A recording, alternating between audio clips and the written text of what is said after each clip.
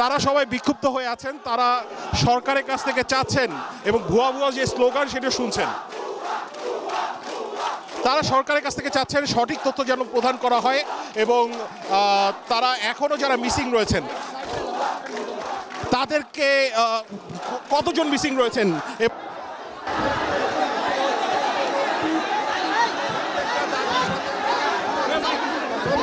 দাবি সরকারের থেকে মেনে নেওয়া হলো।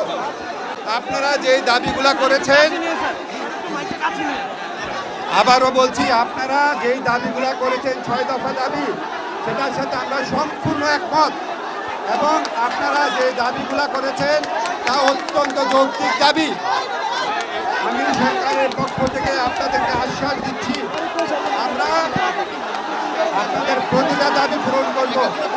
আমাদেরকে বিশ্বাস রাখেন, আমরা নিজেরা অভিভাবক হিসাবে আপনাদের প্রতি আমাদের সহানুভূতি জানাতে, আমাদের ভালোবাসা জানাতে আমরা এখানে ছুটে এসেছি। আমরা অবশ্যই আপনাদের প্রতিটা দাবি পূরণ করব।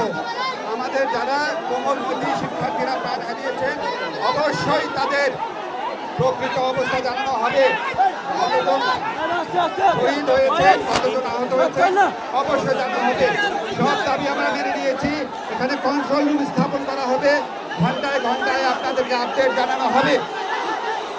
এছাড়া আপনারা আমাদের সাথে যেই বাহিনীরা খারাপ ব্যবহার করেছে, সরকারের পক্ষ থেকে আমরা ক্ষমা চাচ্ছি এবং এই ব্যাপারে আমরা উপযুক্ত ব্যবস্থা গ্রহণ করব। আপনাদের সকল দাবি মেনে নিচ্ছি। আপনারা সবাই আমরা মিলে যারা এই মর্মান্তিক দুর্ঘটনায় প্রাণ হারিয়েছেন, আহত হয়েছেন, সবাই আমরা তাদের পাশে দাঁড়াই, সবাই তাদের জন্য দোয়া করি। ধন্যবাদ সবাইকে।